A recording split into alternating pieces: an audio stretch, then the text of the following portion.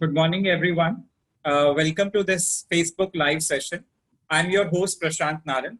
I work as Associate Director, Research, Center for Civil Society. Center for Civil Society is India's liberal think tank. It is ranked 81 worldwide by the annual study conducted by the Think Tanks and Civil Society program at the University of Pennsylvania. We advance social change through public policy. Our work in education promotes choice and accountability across private and public sectors. And to translate policy into practice, we engage with policy and opinion leaders through research, pilot projects, and advocacy. Today, we have with us two distinguished guests, Dr. Partha Shah and Bhuvana Anand. Partha is CCS founder and president. His research and advocacy work focuses on the theme of choice and competition in education. If you remember the famous logo, Fund Students, Not Schools. And Dr. Shah is also co-founder of Indian School of Public Policy. Welcome, Partha. Our second panelist is Bhuvana Anand. She's Director, Research, Center for Civil Society. She's previously worked with the United Nations, the British government's Department for International Development, and most recently at MIT's Poverty Action Lab. Welcome, Bhuvana. So this morning, we're going to talk about the National Education Policy 2020. The policy was approved by the Cabinet on Thursday. So Partha, my first question is for you. Tell us why is this policy such a big deal, and what are the top 5 takeaways? Oh, that's a very big question. I think the last policy that we had, at least the formal policy, was in 1986, right? That was almost 34 years ago. The world really has changed since then, right? At that time, the private sector was rather small. Today, we know that half of the students almost go to private schools in India, right? So that's a huge change in the system as a whole. At that time, the terms or ideas like online learning, blended and flipped classroom did not even exist. Today, we know the technology has changed so much that what we used to do or have to do physically can now be done online, right? You can imagine a situation, at least in where one could earn a degree pretty much online. Right? So the world has changed dramatically since the last public education policy that we had. I think it was the need of the hour, in a sense, to have a new policy to take into account all the changes that we see, a few that I highlighted, but many others. So I think that's probably the one big reason why we needed a new policy.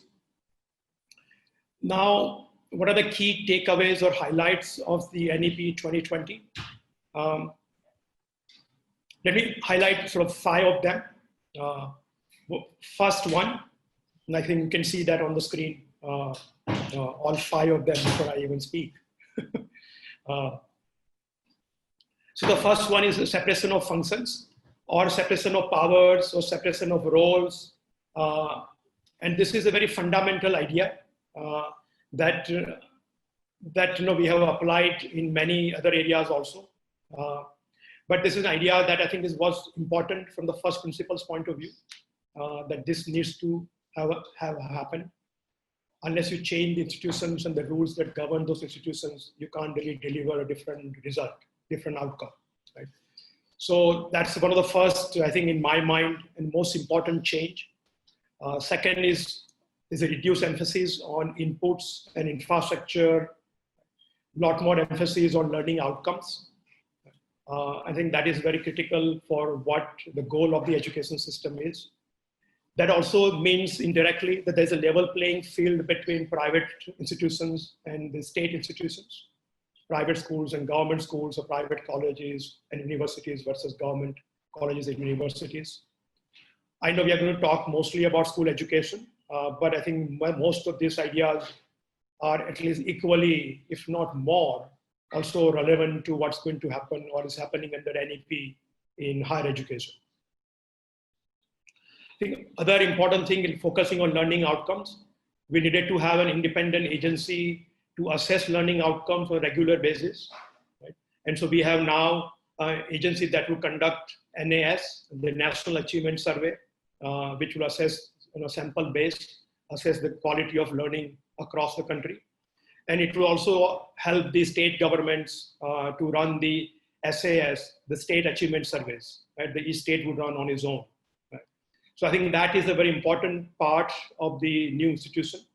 And that will allow us to get very, I think, hopefully objective assessment of the learning levels in the country, a way of understanding sort of health checkup that can be done on a regular basis. And the last but not the least here is the strengthening of the NIOS, the National Open Schooling System. Right? Not only NIOS, but it also talks about how NIOS should help the state governments to create similar agency at the state level, which can run in local languages, for example, while NIOS may run in certain very few languages. Right? And so I think that NIOS is going to create a completely new field for alternative education. I am very happy to see also that among the different models of alternative education, NEP does talk about homeschooling. Homeschooling was always a question mark under RTE, and Supreme Court also had spoken on it. Now I think the policy makes it clear the homeschooling, other models of education are going to be equally valid and not just the mainstream or the state approved model of education that we currently have. I think those are my 5 top takeaways from the NEP 2020. Thanks, Parth. Parth, national education policy talks about many things, but you chose these 5 takeaways.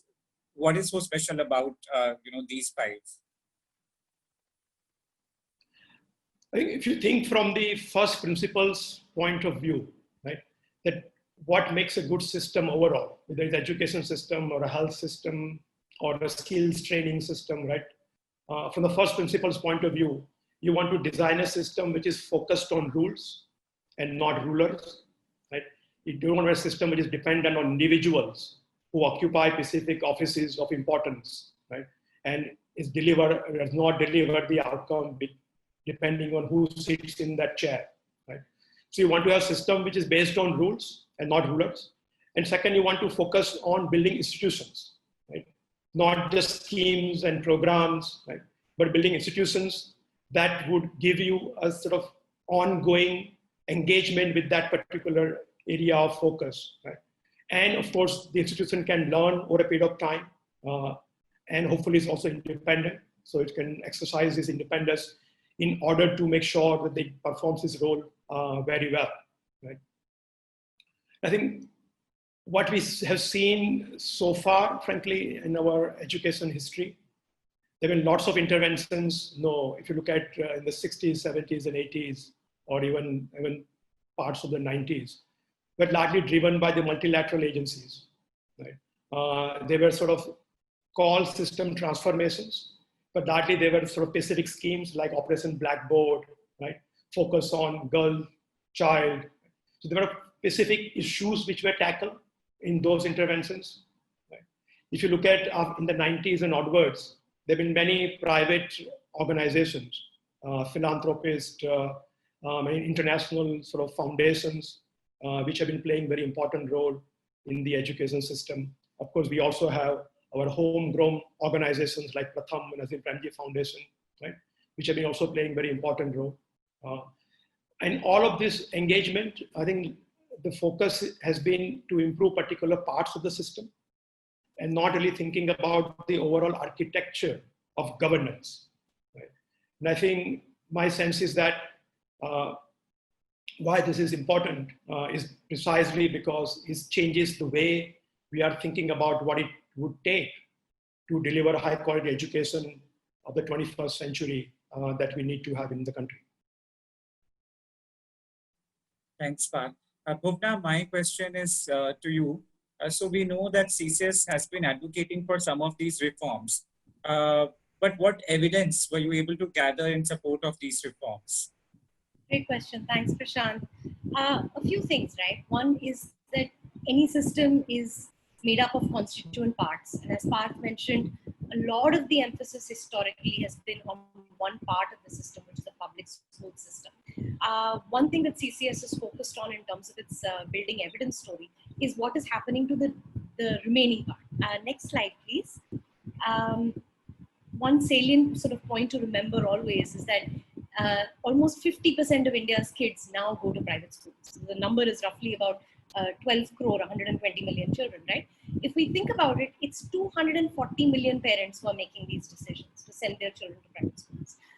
Not to mention the number of private schools that are now responding to this demand. So just sort of getting our eyes sharpened on what is the whole look like and what are its constituent parts. And in particular, thinking about one unit, which is parent and child, right? So the folks that are actually going to school making these decisions.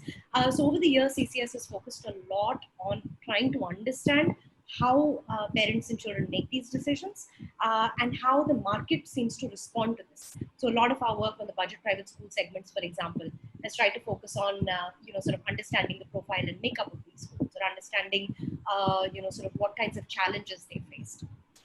Next slide, please. Many of our sort of colleagues as well, the CCS champions, Geeta Gandhi Kingdon, for example, who's worked extensively in education, is on our board, as well as Gurcharan Das. Several academics have also talked about this question of value for money. And CCS has paid a lot of attention to tracking value for money in public spending, because as you know, our tagline has been for a long time, fund students, not schools.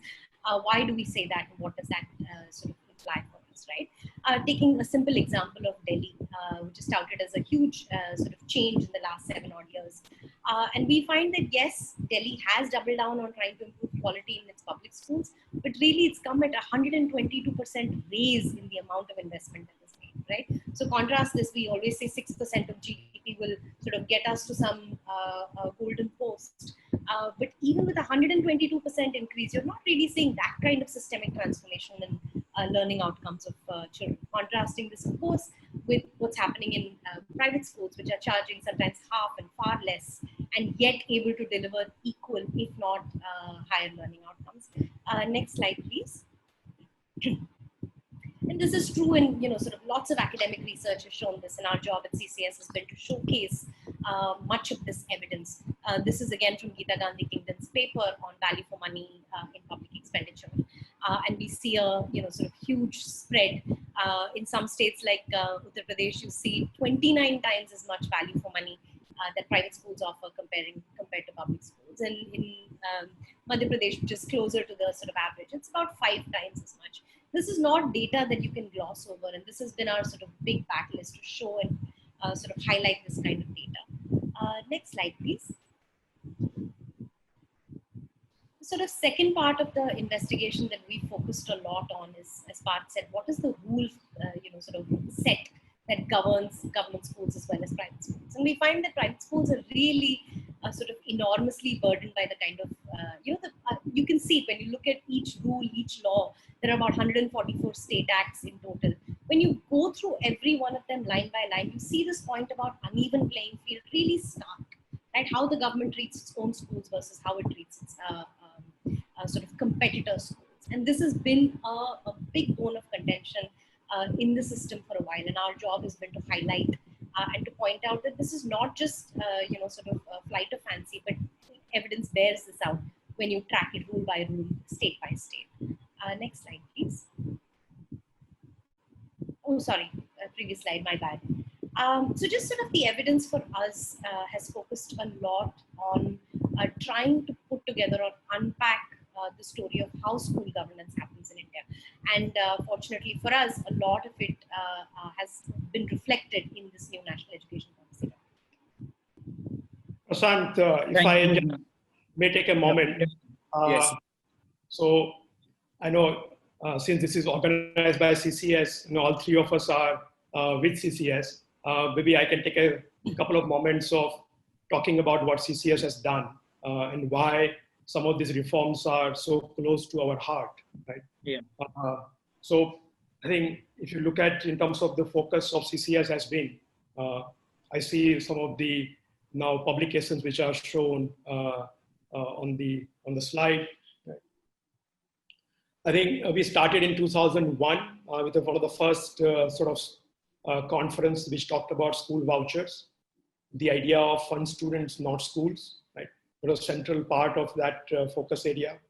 And then slowly over the years, we conducted every year a school choice national conference, which also brought focus on some of these key issues of first principles in designing and thinking about the reforms in the education system. So I'm not going through the 15 years of school choice conference in that sense, but I think that has been one of the focus areas for us over the years in terms of how one thinks about school education particularly, but also I think higher education as part of that. We also did some work in skilling, and we found that in vocational training, the idea of fund students, not training institutes, has worked very well. And there are government schemes now which are based on that foundational idea. So I think the funds, not schools, direct benefit transfer, DBT, right? So all of those areas have been focusing on the regulatory systems and the key sort of foundational principles that we need to change. Right? We did a lot of work on the Right to Education Act. I'm sure we'll talk a little bit about it. I did mention about the focus moving away from input to outcomes, which is in the NEP 2020. RT actually had completely reversed that focus, right?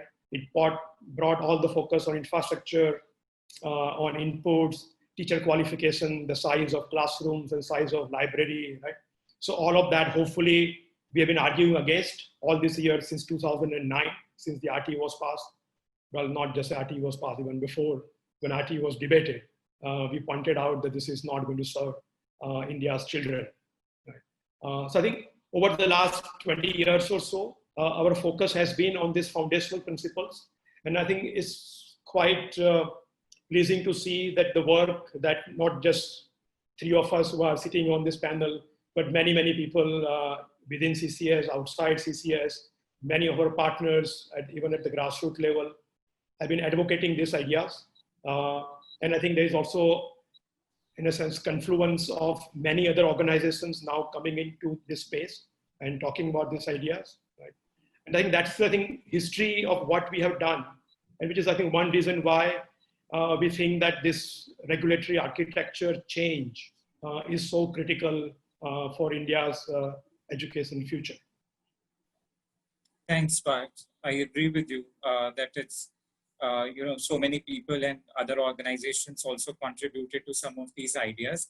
Parth, coming back to the 5 takeaways that you mentioned, especially the separation of powers and level playing field. I understand what you are saying, but do they really matter to children and parents? And how do they matter to children and parents? I think let's start with the understanding of what separation of power means and what important it has in the overall structure. Right? I think the idea of separation of powers or roles or functions, right, is I think it's a very foundational principle of our constitution and the design of the government. Right? We learn from the early on there are 3 branches of government, right? Judiciary, executive, and legislative, and why they have to be independent from each other. And that has been the sort of foundational principle of a democratic system. Right? And I think what we have seen over the years is that that principle applies not just at the high level of government design, but also to each of the functions of the government. Whether that is to deliver education, that is to deliver health services, whether it's about road construction, right? Or telecom or financial market. Right? In all of those areas, we need to sort of take that foundational idea and keep applying that in a contextual manner.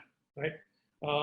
And therefore, I think what we have seen in other sectors of Indian economy, right, over the years, take for example, telecom, which is a great success story of India. We have one of the cheapest sort of telecom prices in the world. Right? What is the reason behind it? At least one large chunk of the reason is the institutional architecture that governs the telecom sector in India. Right? So we have Department of Telecom, which is a policy-making body. Right? Then we have, of course, TRAI, which is a regulator. Then we have TDSAT, which is an arbitrator of dispute between the regulator and the policy-making body with the other service providers. Right?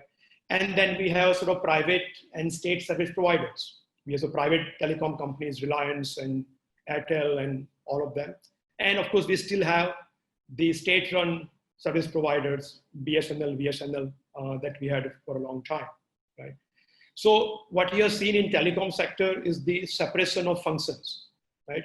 And agency specialization, right? Or agencification, which is a technical term people use in the literature. Right? And I think that, in my mind, is the primary reason for the success of telecom, to the extent that we have seen the success. Same thing we have done in the financial sector, the SEBI, RBI, and all other agencies which are in that sector. Right? So I think the idea of separation of powers is really at the foundation of good governance, if I put it that way, right? And I think challenge for us is to how to apply that idea systematically, right, across various domains in which state operates, right? And we took the same idea, applied that to education, right? We actually mapped the existing institutions in education sector, then how they can be reconfigured if you don't want to overhaul and bring completely new institutions in the picture. You can sort of restructure the existing ones, make them more independent, right? And I think that is the function that CCS has been sort of playing, thinking about how that can be done within the education sector. Just to sort of give you one more example, if you look outside India, right, and just look at the UK, there are 17 different agencies in UK that govern the education sector: school, vocational, and higher education, all three main domains, right? 17 different agencies. Not only that, there are 2 of the 17 agencies actually report not to the cabinet, right, but report directly to the parliament. Just imagine that separation of powers, right? Even within education sector, you have agencies, then they don't report to the executive branch of the government. They report to the legislative branch of the government, right? I think that is the kind of separation of functions, roles, and decoupling that needs to happen to bring accountability, to bring specialization, right? And thereby bring the expertise that matters in those areas. So I think that's one big reason why I think separation of functions is such a big deal. Now, why does it matter for students and parents? I think you and I both have a kid who is in early grades. I think we have both gone through this exercise of choosing a school, right? Yes, it is very different experience, as we know, being a parent and choosing a school versus being a sort of policymaker and trying to design the system, right? The first thing that you realize that whatever you may do in the system design is going to take a long time, right, before it would have impact on the ground, while you're looking for a school today for your son or daughter, right? And therefore, I think the parameters of concern or consideration are rather different, right? I think what would matter to me, for example, is to choose a school that I thought was right for my son, right? And I see that with this 5 reform that I highlighted, I could see that space opening up, right? Frankly, the school that my son goes to worries about all the time because they are not government recognized. They don't even know whether this model of education is acceptable legally in the country, right? So there's a lot of uncertainties. There are many parents who are doing homeschooling, right? They also don't know how the life is going to span out for their children. But today they think that is the best option for their children. So one thing I see is the opening of as they say, 1,000 flowers producing, right, in the education space, right? And I think we need those 1,000 flowers. We know that each child is unique, right? And to provide high quality education to each unique child, you need to have a unique system of engagement, a personalized way of engaging with the child in the education system, right? And that means we need to have not just multiple models, but also design each system in a way that caters to each child, right? And allows that child to flourish and achieve their dream. Right? So I think it is going to matter a lot to parents in terms of choices they would have, the confidence they would have, and I think more importantly, the information they would have. So we have not talked about one part of it, which is going to require all regulatory compliance information, which is for the government schools, as well as for the private schools, would be available in public domain. the schools are going to be required to comply very similar to Section 8 companies, disclosure norms, right, which apply to also now all schools, government and private. So the information that is going to be out there for parents because of these reforms is also going to help them to make more informed choices, not just about the overall model of education, whether it's going to be so-called mainstream or Montessori or Waldorf, but also which particular school within that model is most appropriate for the child, right? So I think that is really going to change the way parents are going to be able to make decisions within the education system, assuming, and this is a big if, I have to admit, these are changes on paper. How much of that is going to translate in practice on the ground, right, is a big path to walk and a very difficult path to walk, right? But if that is done, I see this is going to be a completely new future for India's children. Thank you, Parth. Here, I would like to take a pause and tell our audience that if they have any questions, they are free to write their questions in the comments below. And our team will select the questions and convey it to us, and we can discuss those questions as well. So please feel free to write your questions. आप चाहें तो अपने सवाल हिंदी में भी लिख सकते हैं और हम हिंदी में उन सवालों पर चर्चा भी कर सकते हैं. Parth, I come back to you. So I would like to know if there is anything in the policy that you strongly disagree with. Oh, yeah. Yeah, because you know what we have spoken, those are the ideas that are the takeaways, but it's a 60-page document. I'm sure there must be something that you don't like or that you strongly disagree with. Let me give first chance to Bhuna. She has done much more closer analysis of what is in the NEP. They have been working, of course, firsthand with the team in our research department to look at more details of it. So Bhuna. Sure. Thanks, I will add my points. No problem. I think there are a couple of sort of areas of concern. One, of course, we've heard even in the commentary around NEP since it has released. I mean, just to refresh for the audience, we've been waiting 1 year since the sort of Kasturi Rangan committee report first came out, right? That was a 400-odd page document. And that has gotten whittled into a 60-page sort of summary. And in fact, even in the last 3 or 4 days, there have been modifications since the press briefing. So it is still moving parts, and I think that a lot of the proof of the pudding will lie in the eating, right? So that's one concern that is certainly there in our mind, is that how will this play out? How will this sort of execute? And because it also puts a lot of emphasis on the power of states. So for example, the kinds of things that state governments need to do. So how do you rally everybody together around this question? I think this is a question mark for all of us to work on together. In terms of a big miss as far as the policy goes, you had directed the question to Parth saying that how does this affect India's school, parents and children? There is a second part to this, which is how does it affect edupreneurs, right? So those who will start and respond to these kinds of demands from parents and children, like 1,000 flowers, the potting of all of those plants, right? And in that sense, I think there is one big concern that I have. I welcome the idea around regulatory simplification that policy talks about. I welcome the idea on separation of functions.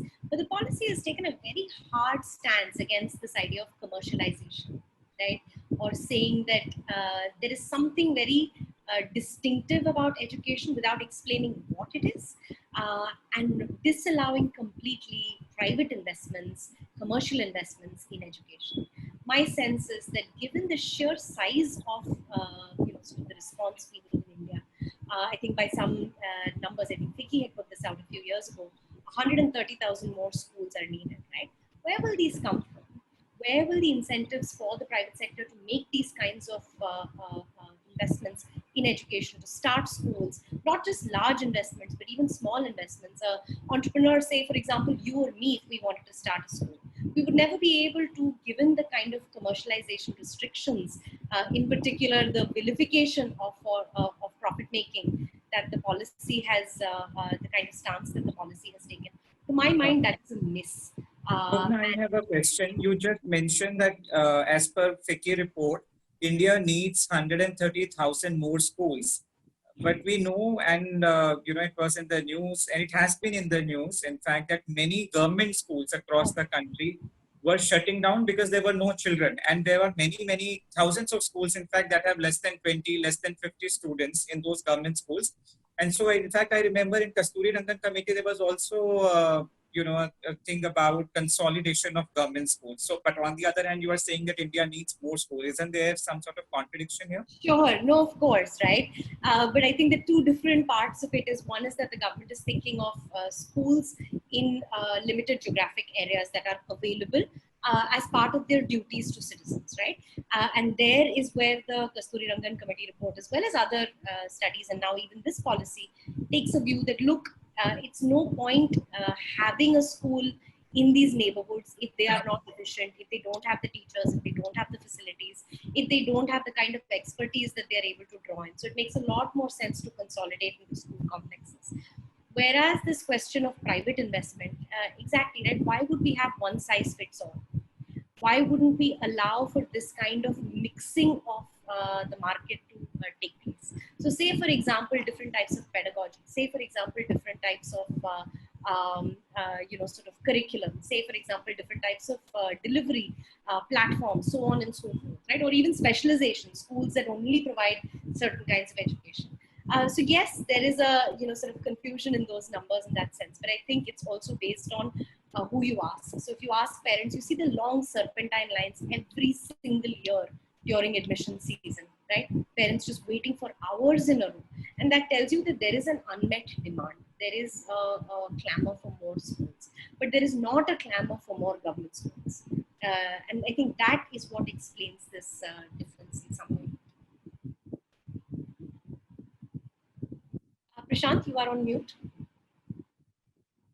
Sorry. So we see a lot of questions coming from the audience. Maybe we can take a couple of them first before I go to Parth on his take on the most disagreeable provision. So there is one question: what kind of changes could we expect in RTE with these reforms? Parth? One part which I think is clear in the document, right, is the move away from the focus on inputs. So I think in different ways, I think there are different terms which are used in the NEP, but I think largely the key message through various sort of phrases and terms which are used is that we need to focus on primary safety, right? Some basic concerns about the minimum disclosure norms that the schools must have, right? And I think beyond that, in terms of whether the school should have a playground of that size or a classroom of this square feet, right? All of them would be much more locally decided and will be, in a sense, open for local decisions to be made on many of those parameters, right? So I think it's clear that the RT key emphasis or key belief of the RT, right, if you think from that point of view, was that if you create right kind of a school as defined by RT, the education would happen. Right? The fundamental premise of the RT, right? That you create a building of this kind, library of that, playground, a lab of this kind, teacher with these qualifications and training, right? Once you got all of the input right, you will get education done, right? That's how RT thought about achieving quality education. You can sympathize to some extent, okay, yes, given diversity of India, how do you make sure that the school which is in Delhi is very similar to one which is in Bolangir? And therefore we are providing equitable access, right, to school education to children across the country, right? I think what RT missed is it's not the infrastructure that creates quality learning, right, is actually what happens in the classroom, right? I think that part, the focus on the outcomes and learning was completely missing in the RTE. Actually, I remember the debate on RTE, people pointing out the learning outcome as a phrase does not even appear in the whole act, right? And so I think hopefully that is the fundamental problem that was with the RTE. Hopefully that will get resolved as we move forward with the way the NEP is thinking about learning outcomes and focus on outcomes as opposed to on inputs, right?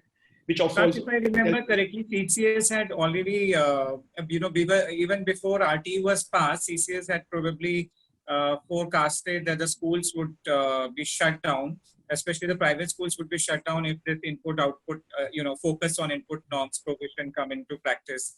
And actually, at some point, we had a school closure tracker put in place to count the number of schools that were shut down because of this provision.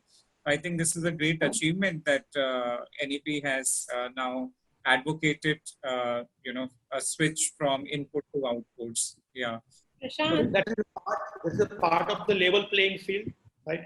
Yeah. Where the private schools will now be able to function in the way that government schools have been allowed to function under RTE. Sure. May I quickly add? So I think one big change that we might also be seeing, or we should at least be asking for, is that the name of the act itself, right, moves from the right to free and compulsory education, switches to right to quality education, because that's the goal for all of us, and quality education of choice. So I think that's one big, sort of sentiment if I were to pick on. Yeah. No, from what Parth just mentioned, it seems even if the name was right to education, it was in effect right to school and not right to education. Schooling, exactly, not to learning. Yeah. There is an interesting question that one of our viewers has raised. His question is, do you have any suggestions on how we can avoid regulatory capture? Because in many sectors, even where there is an independent or autonomous regulator, sometimes you see instances of regulatory capture. And so in that context, how important is intent and proper governance? So just, by just mentioning in the policy document that we are going to have an independent autonomous regulator, is that sufficient to ensure that things will now be transformed? What is now, what should the government take into account, or on what things they should be careful about? Go ahead, Bhuna. Sure, thanks. So, in fact, we started thinking about this when the Kasturi Rangan Committee report came out. And we even drew out a blueprint on what should this regulator look like. One thing I must congratulate also the cabinet, right, is just the name has switched from regulator, the original recommendation was State School Regulatory Authority.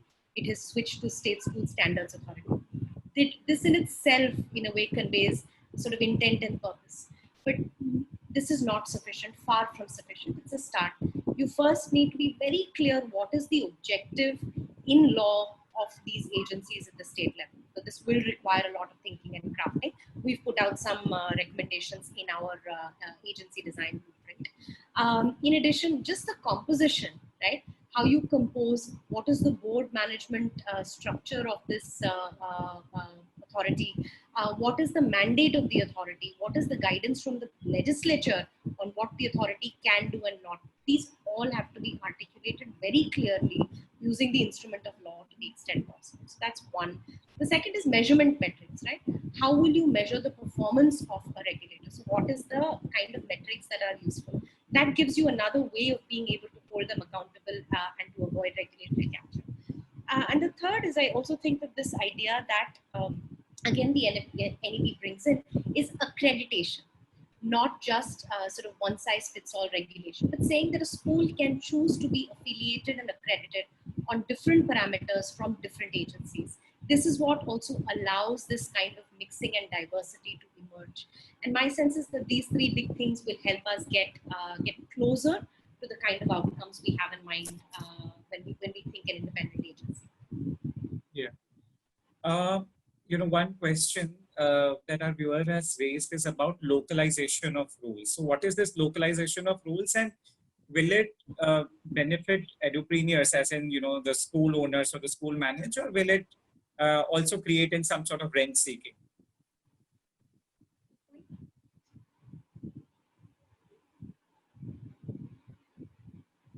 That was a point I think Bhuna was trying to make in terms of the next steps, right? This is a change. The independent standards authority, for example, or a regulator, right, is currently on paper.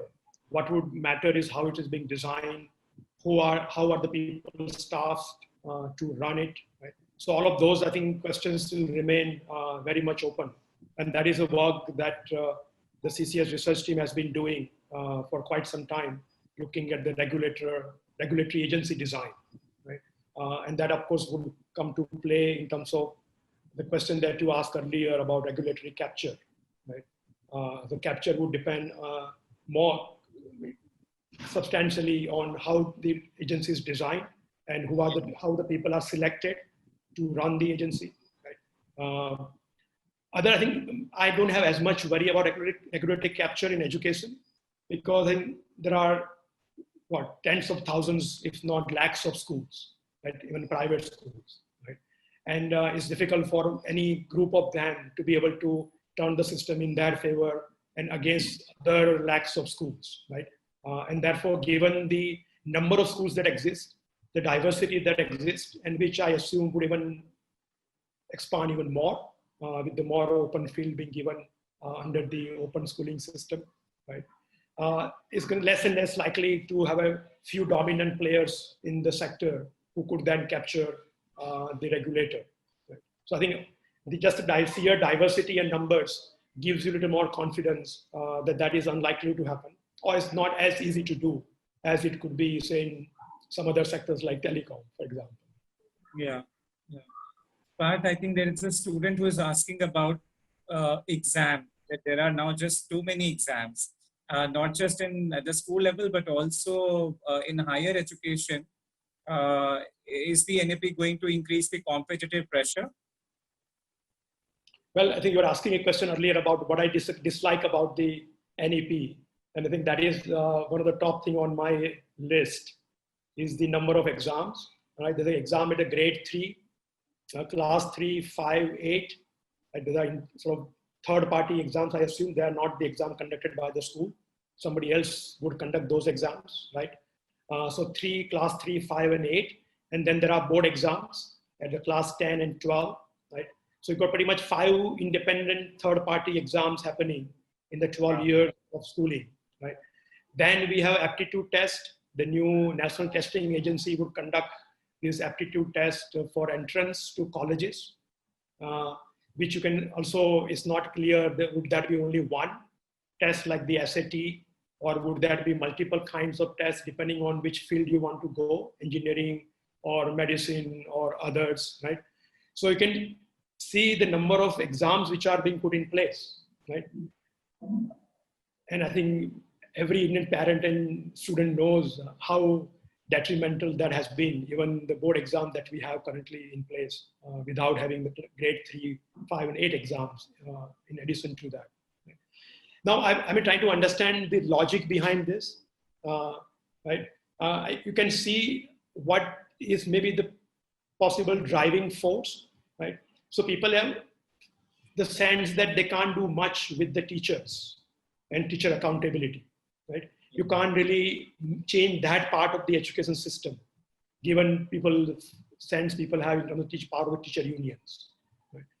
Now, what can you do then, right? So the other route is to then conduct these exams and keep showing the picture, in a sense, how bad or good the performance of the students is, right, to the teachers, and maybe use that mirror in a way to put pressure on the teachers, motivate them in some sense to do better, perform better, right? So I think the number of exams are a shortcut or a different route to accountability of teachers, right? Since we are not able to walk the straight route of accountability, given the political economy of teacher unions and their power, right? And my sense is that is a shortcut that is not going to work, right? We have seen this happening in many other countries, particularly in the US. The US tried very hard to put national standards, right? No Child Left Behind act that they had, right? And they thought that by putting these national standards and the assessment based on those standards would then bring out how the schools are performing, and that would then put the pressure on the teachers to improve the performance, right? But what we saw is that even the assessments are now thrown away. Teachers question the assessment themselves, right? Yeah. Do this assessment make sense, right? And as you can see, the debate has evolved over the last 10 years or so in the US. Those assessments are now thrown out, right? They are pretty much back to square one where they started. So I fear that this increased focus on exams is a shortcut for better performance of teachers and schools, but that I think is not going to be achieved. we are just going to put more pressure and burden on the students. And I don't want to say this, but the more suicides and more harassment in that sense, right? That is going to follow because people are going to be disappointed by the performance in these exams, and which will be like known to everyone in a sense. It's a sort of third-party exam. And so I think that I see as the biggest lacuna or a missing point in the NEP is the focus on teachers. I don't mean that we need to punish teachers. I think that's not really the point at all, even though sometimes people use the phrase teacher accountability as teacher punishment, right? But that's not really the purpose, right? I think we have to figure out how do we motivate teachers? How do we align to the national mission of education, right? And that alignment, that motivation, that drive to do something for the country, for your community, right, has to be there among the teachers. And that cannot come just by showing them exam results. It has to be much more. You were saying teachers are to be motivated, but their salaries are, do you think their salaries are low? Oh, not at all. That certainly is one argument we would not be able to make in case of India, right? The teacher's salaries, as you know, in many cases, they are like, in UP, for example, they're like 20 times the per capita income of the state. So average person in UP, the income that person has, compared to that every teacher in UP, government school teacher we're talking about, government school teacher in UP, has an income of which is 20 times more, right? There's just no way one can argue the teacher salaries are low, right? I'm sure there's an international comparison also done by some years ago by UN that shows Indian teachers are one of the highest paid in terms of per capita income of the country, right? So you take the average income, average salary of the teacher in government schools and compare that with the country's per capita income, the ratio is highest in case of India. So teachers are quite rich. The salaries, there's something more is missing. There's something more is missing. Shant, can I also just quickly step in here? Just this idea, right, of proliferation of exams. I of course don't have kids, so I don't worry about that question very much. But having suffered back when I was a student, I think one big issue, and I don't know how we solve this quite clearly, is that a school environment is meant to be, sort of a place of interaction between parents, children, and the school management. Taking the system view has meant that we have increased the number of eyes on children versus the number of eyes on, some other parts of the system. So how did we go from that kind of local interaction to this kind of systemic interaction? That worries me personally, right? That the school should be able to figure out the frequency of exams, should be able to figure out what works in terms of content of exams, or the severity or the, sort of repercussions of those exams on those children. That should have been really a discussion at the school level. For us to have taken it out and magnified it in this level, that I think is a little bit scary, if you ask me. And just to complete that, we already have a NAS, yep, right? The National Achievement Survey and the State Achievement Surveys, which are going to be conducted regularly, right? To give us a sort of health checkup of the system. And we will know how the system is doing through those tests. We don't really need to have so many other tests to build into the system, which is just going to create more tuition classes, more pressure on kids, more pressure on parents, right? And that's going to drive again away from real learning, right? It's going to be exam focused training, right? You can imagine that incentive for the teacher and the school, right, is to design your learning towards doing well in the exam, because that's what you are going to be watching at, not just at class 10 and 12, but now at class 3, 5, and 8. Yeah. Apart in this context, in the context of government teacher, there are a couple of more questions. One is about teacher training, and the second is about teacher transfer industry. That's a huge issue in the government school sector. Any comments on that?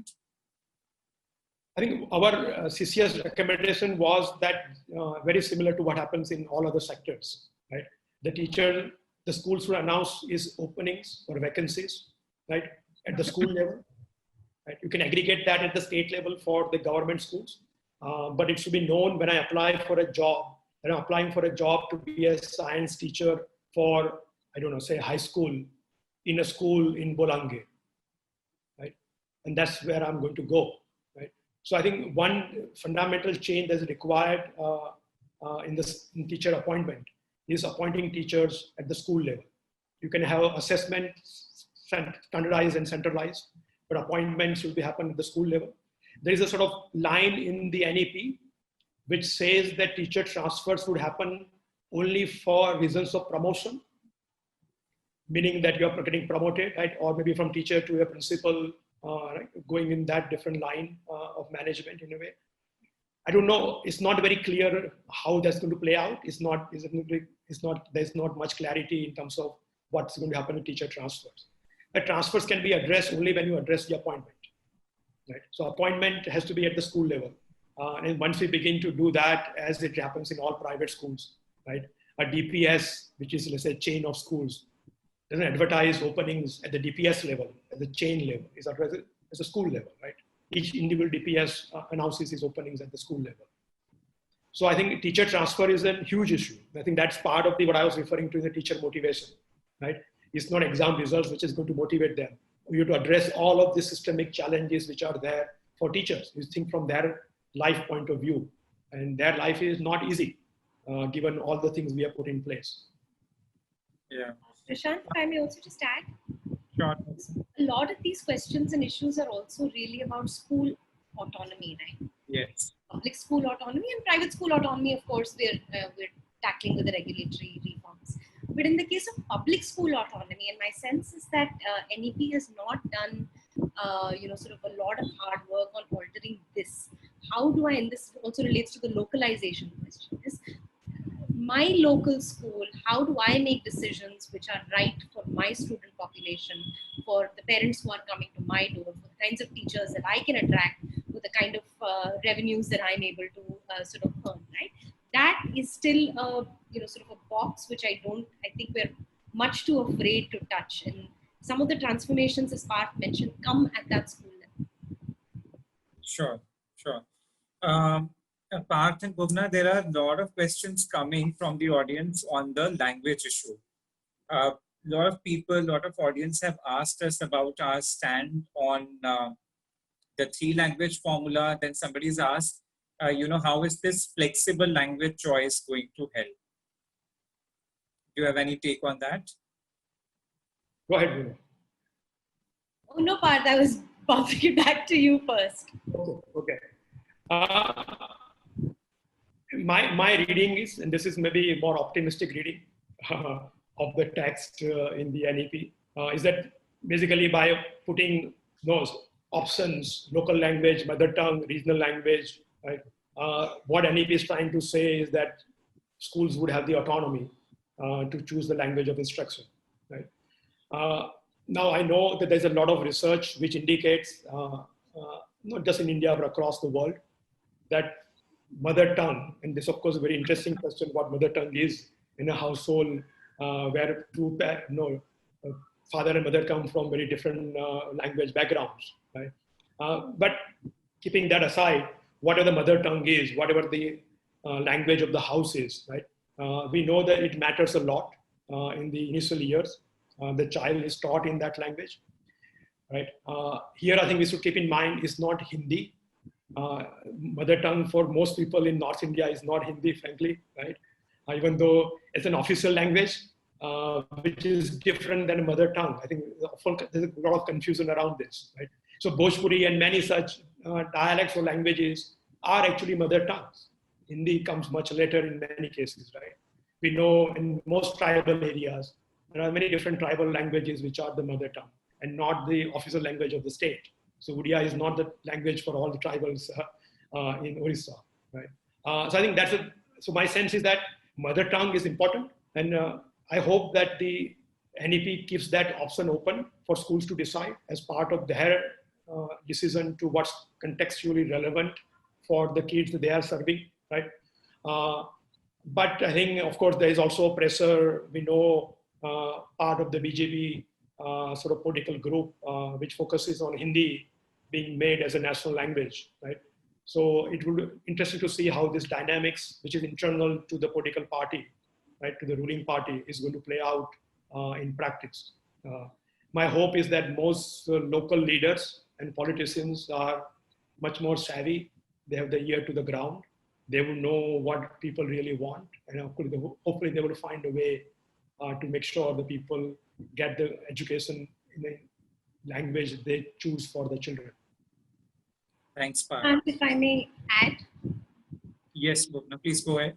so there are two parts to this language question, right? One is the medium of instruction, and the other is the choices that children have in schools in terms of learning multiple languages. And I think there is some sort of level of confusion and concern on both of these. On the first, like Parth said, it's a decision and a choice or a negotiation between a school and a parent. And for a national, sort of to take a national view on this worries me deeply, particularly because it ends up getting the force of, sort of restrictive law in a way, right? So how we step away from it is going to be really important. Choice of languages, we're already seeing some debate around Chinese being taken off the sort of menu of options available to parents and so on and so forth. Again, this is something that we should, it doesn't hurt us, and it certainly doesn't hurt us if we want to be a global player and a global sort of relevant player as a country, right? That our children speak a multitude of languages, are competent and able to conduct business in them. This is the long view of it, and I wish the policy would not, sort of hinge itself on today's politics for tomorrow's reality, right? Thanks, Bhuvna. One interesting question coming up, which is about money, paisa. Schools are not really reimbursed in time for the RT, provision 25%. And the NEP, of course, doesn't mention COVID anywhere. And what I am told by some of the private schools, especially the budget private schools, more than half of the budget private schools have not received, fees from 95% of the parents. And this is sort of an emergency situation because it seems that most budget private schools would be forced to shut down if the situation continues like this for another couple of months. And NEP has, in fact, expanded the RT 25% clause to senior secondary and also to pre-primary. So how do you see this? Is that true? Has it expanded the outreach of the party? This is a really interesting sort of development, right? 1 year ago, when the Kasturi Rangan Committee report came out, it devoted a lot of space to discussing both RTE as well as 12(1)C in particular, asking for a comprehensive review, saying that reimbursements need to happen and so on and so forth. Even the early draft of the NEP that we saw a few weeks ago had some mention of RTE. This current final draft does not talk about sort of reforms in RTE specifically, and not as much about the 12(1)C. In fact, if I'm not mistaken, it doesn't mention 12(1)C at all. This, I think, is a missed opportunity. This was, sort of a good way to have made that directive. When it comes to the question of, say, COVID, so 12(1)C problems were even pre-COVID and, sort of legacy issues, right? But now you put it in the context of budget private schools and COVID. I think when we look back and say that, listen, if we had opened this sector up to private registration, meaning that schools could be registered as private firms, they would have had access to the COVID MSME package, right? That itself would have given them both bridge financing to get over difficult times, but also get, sort of temporary assistance that they would have passed on to parents. So really, we have, sort of cut our nose to spite our face in it, right? And my sense is that this is all interlinked and comes in, sort of comes together in very dire ways, if that makes sense. But the policy itself does not talk about how you cope. It's an important miss in the policy.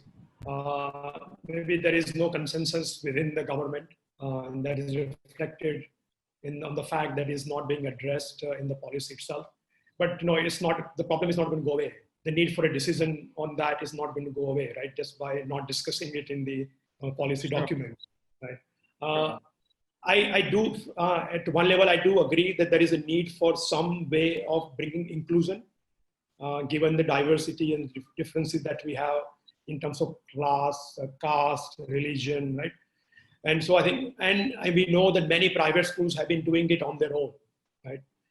It would be good for the government to make it voluntary, and reimburse those schools on time and in sufficient amount, that becomes a positive incentive for a school that I want to bring in a child who is of a different background, right? I think many educated parents also understand that need if it is done in a proper way, right, as opposed to being run down the throat by the force of the law as it is being done. And we know that in many schools, children are being badly served by being in those schools who don't want them in those schools, right? And so I think my sense is that a rethink on 25%, not to completely abolish it.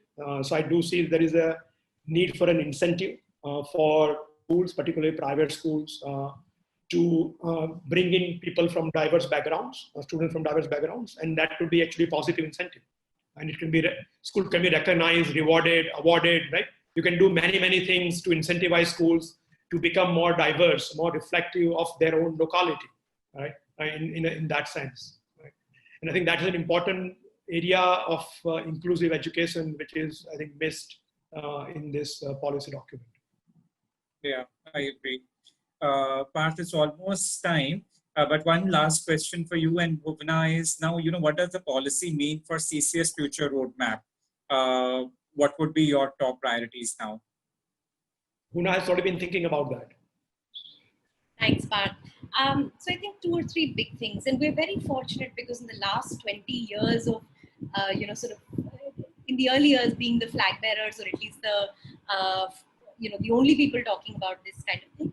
Over the last 20 years, we've managed to bring many people onto our way of looking at the world, onto our way of looking at the system. So there are many folks now who are chiming in on the same song, which is great. So one big focus for us is working with all of these different partners and providing the kind of either evidence, support, technical sort of research, technical understanding, and saying that take this message forward, right? There are several different groups like this that we hope to do this sort of consistently and systematically with. In terms of work portfolio on the education front, I think there are directly sort of taking the work of or the intent of NEP into implementation, right? So the first is how do you, the question that someone else asked, how do we design robust agencies that, correct the incentives, that don't fall prey to the same kinds of problems that other government departments form. So just the regulatory architecture design as well as the agency design, how do you do that correctly? So that's one big focus area. The second is, of course, the Right to Education Act. How do we use this opportunity to make the right to quality education, right?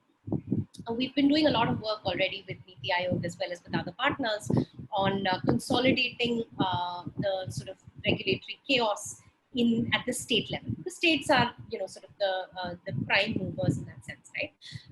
And in this particularly consolidating, simplifying, and coming up with one model state school code that states can then adapt to their local realities, but also working with states and saying that what will work in your context, or so on and so forth. So these are 3 big things, and Parth, maybe you want to talk about the other 2 as well. Yeah, I think other is just, I think, building the idea of let 1,000 flowers bloom. How can you create that possibility within the system? And I think there is just no doubt in anyone's mind that given the diversity of India, we need to have many, many diverse models of education. One single model is not going to deliver what we expect for all our children, right? So I think strengthening the NIOS, right? Making it a reputable sort of assessment. Right? Currently, the certificate that you get or the exam that you pass from NIOS is not seen as as good as CBSE, right? In terms of and of course other international boards, particularly so. So how do we make sure that NIOS performs its role in a way so that the certificate from NIOS for class 8 or class 5, right, or class 10 and 12 is of equal standing, right? So just because I did not follow a particular path of education sort of followed by many in the country, my certification should not have a low value, right? So how do we design a system of NIOS that brings that high credibility and reputation for that certification process, right? And that's a very important part. And that, I think, would strengthen the desire and capacity of people to do different modes of education, once they believe that my child can go to any system that I think is best for education today, but would get a certification for class 5, say, and then go to a regular school later on, or class 8, or whichever one that I choose. So I think that will be a very important part of, I think, design and working of the NIOS. And the same would apply at the state level, right, for local language education. I think both of those are going to be very important to build these multiple pathways to nirvana, let me put it that way. Right? Yeah. And the last, obviously, is most obvious one, right? That we need to continue to do what Pratham has been doing for rural India. We need to expand that to urban India, which is as big as rural India now, in that sense, right? So I think we need to make sure that we're able to measure those learning outcomes in an effective, transparent, accountable manner, disseminate those learnings, right? And I think it's clear in the language of the policy that it is not seen as a punitive measure. It's seen as a development measure. We want to use this information to develop, to improve, and what we need to do, understand that. Right? So I think building a whole ecosystem around learning outcome assessment, right? What do we assess? How do we assess? And how do we use that information effectively, not just at the national level, but also not at the state level, but also at the district and the school level, right? I think that will be important part of what we need to do moving forward to make sure that our commitment to 21st century education for all of our children, we are able to keep that commitment. Thanks, Parth. So thank you, Parth and Bhuvna. I think that was very cogent analysis. Now we come to the end of it. To the audience, I would like to say that if you have any further questions or you have comments, you can always put your comments below in the comment section on FB Live, and also on Twitter, you can tag us. Our Twitter handle is @CCS India. We would like to know from you what you liked about NEP or what you don't agree with in the NEP. And we look forward to your updates and your comments on NEP. So this was our comments on the NEP now. You will keep getting updates in the coming days on NEP, both on our Twitter handle as well as on our Facebook. Stay tuned. Thank you so much.